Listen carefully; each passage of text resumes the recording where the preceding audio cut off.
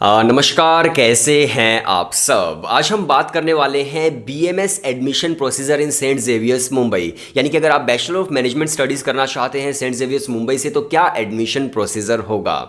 और मतलब मुझे नहीं पता यार, यूट्यूबर्स हर चीज़ को दो बार क्यों बोलते हैं। एनीवे, तो चलिए शुरू करते हैं। सबसे पहले देखिए, मैंने लास्ट टू लास्ट जो वीडियो अपलोड की थी उसके अंदर मैंने सेंट जेवियर मुंबई का एक ओवरऑल रिव्यू दिया था कि किस तरह से फ्रांसिस जेवियर के नाम पर सेंट जेवियर मुंबई का नाम पड़ा, किस तरह से 1869 के अंदर इसकी एस्टेब्लिशमेंट हुई। जब ये एस्टेब्लिश किया गया तो इसके अंदर सिर्फ आर्ट्स का डिपार्टमेंट था। 1920 के अंदर इसके अंदर साइंस का डिपार्टमेंट आ गया। 1930 के अंदर इसके अंदर एक ओवरऑल एक्सपेंशन हुई। इसके साथ साथ जब ब्रिटिशर्स कहीं भी रूल करते थे तो वहाँ पर अपनी बिल्डिंग्स बनाते थे और जो स्ट्रक्चर्स बनाते थे वो ज़्यादातर होता था इंडो गोथिक स्टाइल। और इंडो गोथिक स्टाइल्स जो है आपको दूसरी बिल्डिंग्स के अंदर भी देखने को मिलेगा, जैसे कि ताज महल होटल है या फिर विक्टोरिया हॉल है या फिर खालसा कॉलेज जो अमृतसर के अंदर है। सो एक बहुत अच्छी वीडियो मैंने बनाई थी 2 दिन पहले। सो अगर आपने वो नहीं देखी तो सेंट जेवियर मुंबई के बारे में आप वो देखिए, आपको काफ़ी ज़्यादा फैक्ट्स के बारे में जानकारी मिलेगी।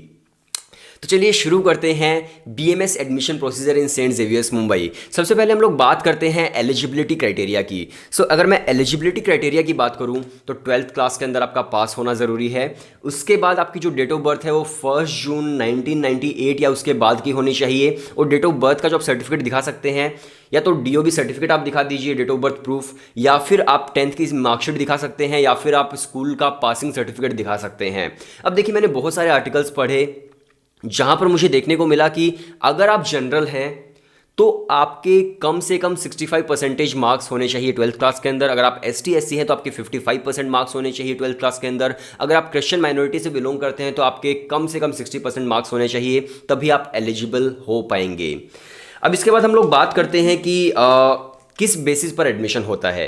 तो देखिए, यहाँ पर बीएमएस अगर आप करना चाहते हैं तो सिर्फ एंट्रेंस बेस्ड नहीं है, सिर्फ मेरिट बेस्ड नहीं है, दोनों को मिलाकर आपका एडमिशन होगा। जो एंट्रेंस एग्जाम होगा उसको 60% की वेटेज दी जाएगी। जो 12th क्लास की आपकी परसेंटेज है उसको 40% की वेटेज दी जाएगी। और मैं यहाँ पर वेटेज की बात कर रहा हूँ, मैं ये नहीं बोल रहा कि एंट्रेंस एग्जाम में आपको 60 मार्क्स चाहिए या 12th क्लास के अंदर आपकी 40% होनी चाहिए। मैं यहाँ पर वेटेज की बात कर रहा हूँ। काफ़ी स्टूडेंट्स पूछते हैं मुझसे, सो मैं वेटेज की बात कर रहा हूँ। ऑलराइट, इसके बाद हम बात करते हैं कि एंट्रेंस एग्जाम का पैटर्न क्या होता है।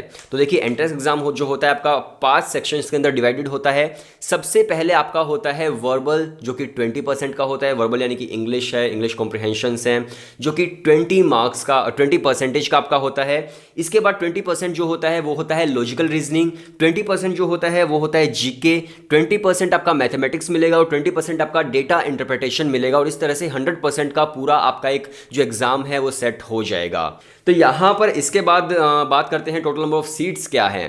तो देखिए, जो BMS है यानी कि बैचलर ऑफ मैनेजमेंट स्टडीज़ है, और जो BMM है यानी कि बैचलर ऑफ मास मीडिया है, दोनों कोर्सेज ही सेंट जेवियर कराता है। तो दोनों के अंदर ही जो टोटल नंबर ऑफ सीट्स हैं वो 60 सीट्स हैं, 60 सीट्स इन ईच।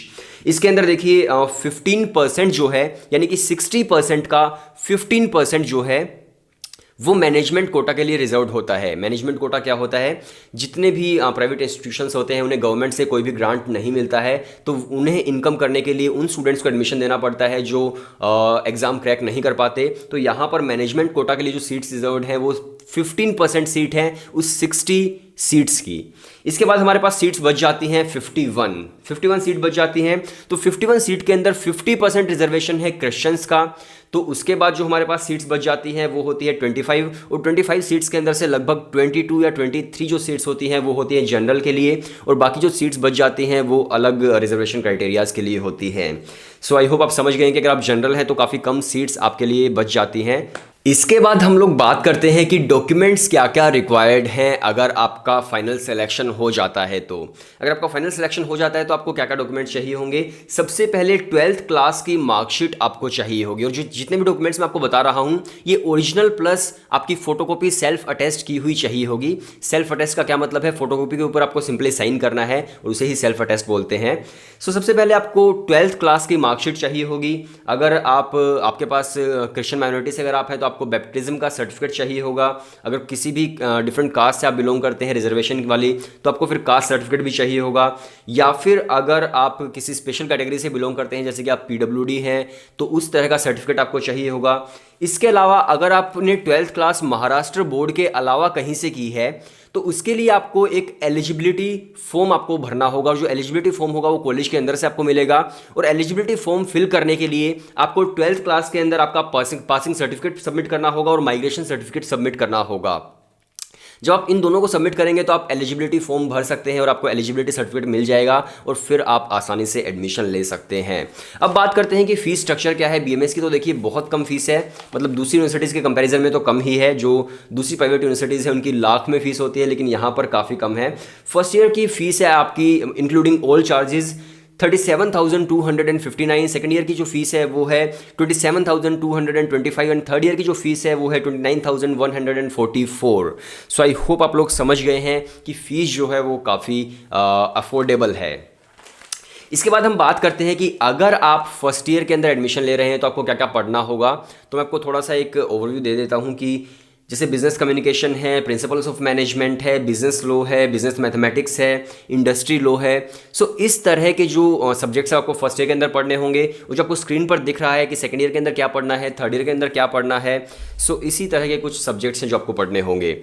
और एक बहुत इंपॉर्टेंट चीज़ मैं भी आपको बता देता हूँ, अभी मुझे याद आई लास्ट में, लेकिन इंपॉर्टेंट बहुत है, कि जब भी आप सेंट जेवियर्स मुंबई का फॉर्म फिलअप करेंगे तो देखिए सेंट जेवियर मुंबई जो है वो एफिलेटेड है यूनिवर्सिटी ऑफ मुंबई से, जिस तरह से हिंदू हंसराज कॉलेजेस एफिलेटेड है दिल्ली यूनिवर्सिटी से।